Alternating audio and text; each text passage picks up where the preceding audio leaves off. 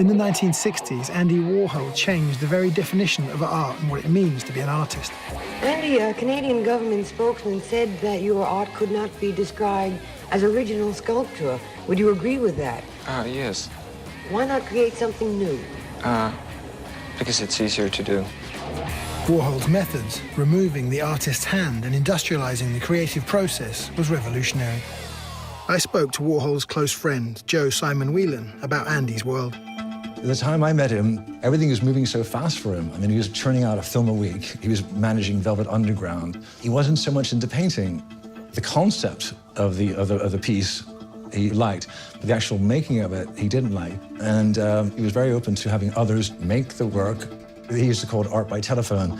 He would call his off-site printers and say, okay, well, I need 10 of these. They would make 10, give them to Andy, and Andy would roll them out for the client and say, woo, voila, they're all made. Meanwhile, downtown, they're just drinking whiskey, doing whatever they're doing. Making extra prints. And do you think he would have liked the idea that there could have been thousands of these prints made, and maybe even prints made, after his death? Actually, maybe he would have liked it, but certainly his dealers and his salespeople didn't. When Joe got the chance to buy his own Warhol, he was positive it was real. The reason I bought my painting after Andy died is because I thought it was authenticated by the executor of his estate. It's on the cover of the catalogue Resonate of 1970, which pretty much covered all of Warhol's work. So I thought, great, provenance, wonderful work. Joe's friend and art dealer, Michael Hugh Williams, arranged the sale. In the case of the red self-portraits, I sold that painting to Joe Simon. It had a handwritten authentication on it by Fred Hughes, written at a time when Fred was the only authority. He was the sole executor of Andy's estate. I asked Fred about the painting, and he said, yes, but I've already written on the back of the painting, it is a Warhol. For me, that's it. That's the end of the story. After owning his red self-portrait for 12 years, Joe decided to sell it. But first, he was required to get it verified by the Warhol Foundation's authentication board. So, you submitted the painting for authentication, and what happened to the painting then? Well, it came back with this nasty stamp in the back saying to denied. This is not by Andy Warhol. Sorry, they've stamped the word denied with ink onto the painting, onto the back of the painting. Which seeped through the picture. It's very naughty. So what do you think decides which pieces get authenticated and which get denied?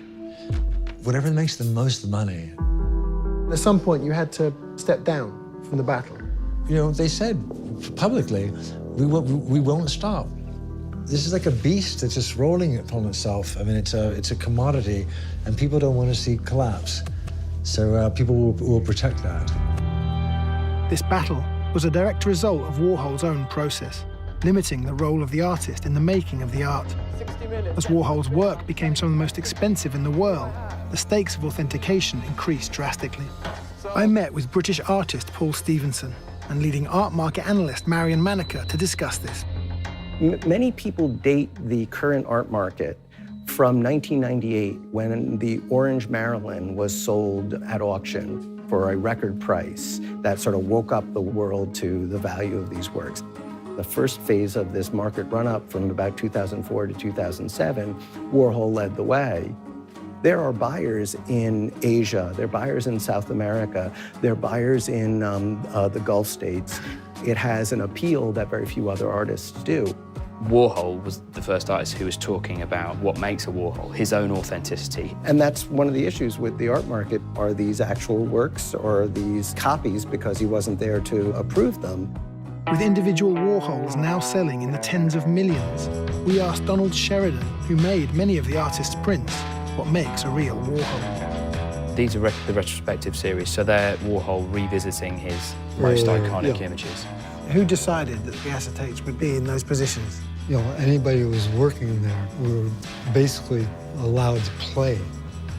He didn't take the picture, he didn't choose this color scheme. You decided the composition, and then you guys printed it on your own. Yeah. That could still be a Warhol. Oh, yeah. He knew it was going to be a Warhol. Andy did. He knew that we could give him good Warhol. Just make it pretty. And you gave good Warhol? Yes. Because Warhol wasn't there when many of his works were made, we wanted to see if we could make a Warhol 30 years after the artist's death. using the original acetates that were used in some of his most iconic works. Warhol's Jackie was a photograph taken by Jacques Lowe in Hyannisport, then appropriated by Warhol, and then he had it enlarged into this size acetate. At that point, he worked on this acetate by hand, adapted it, made it the way he wanted to make it. You can still see, actually, just here on the sides, her hair flicks up quite a way out. Warhol's cut it right down in. In producing these acetates and then blacking out bits of them, that's the only stage where he's actually physically involved in the process. In terms of this image, yeah. Wow. How much do these sell for now?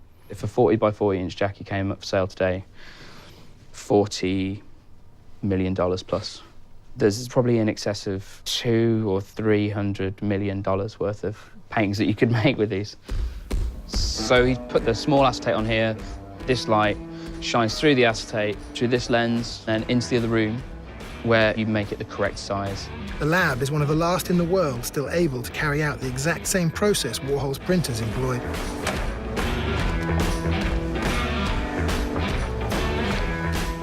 In East London, Paul has also managed to track down the exact same paint that Warhol used for his background. It was so old, it was about to get thrown out. It was on sale at half price. That full red is the lips on a Marilyn. This is Chairman Mao's face, yellow orange azo. And this is late 70s Acroviolet, which is the face colour for Jackie O, Marilyn, all the self-portraits. This has got copyright 1980 on it, so this was a kind of a cool thing to find because I don't make that anymore. There's only a limited amount of this stuff left that was made. This might be the last pot of Acroviolet left in the world. The next thing we need is one of Warhol's original printers. Alexander Heinrici now works in Bushwick, Brooklyn. He was Warhol's primary silkscreen printer from 1974 to 76. I saw him almost every day when I worked with him. And what do you think of like the Warhol idea of you know, almost removing the hand of the artist from the process? Oh, he totally changed everything. I mean, that's his forte. I mean, that's what he did. I was just lucky to be a silkscreen printer, you know, at the time. Yeah. Can you explain that, like exactly what's happening now? Well, the screen is coated with emulsion, which is photosensitive. We put the positive on, and then we expose it with an ultraviolet light that will harden the emulsion where the light hits it and leave it soft where it doesn't. The emulsion breaks out where it's soft and stays where it's hard. Is this exactly the same as the process that you did back then? Yeah.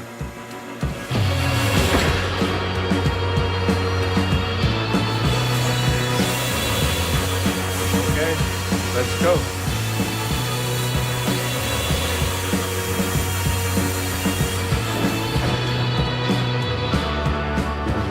You got it? Over here.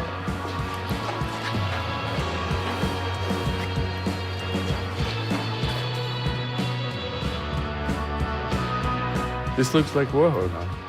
Yeah? Yeah. Well, we're learning, right? Yeah, How many more years and we'll be pros?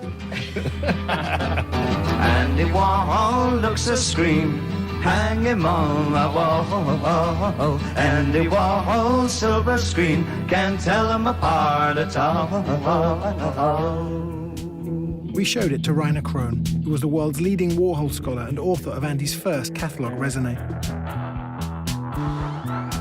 Wow, that's incredible. Also, you wanted to surprise me. Wow. Beautiful, no? Fantastic. Same acetate, same printer, Alex Heinrici, same everything. But in your mind, are these, you know, how close are these to Warhol's? Yeah, fantastic. This is fantastic. Yeah. What do you think Andy would have made of the idea of recreating these decades after his death? Good.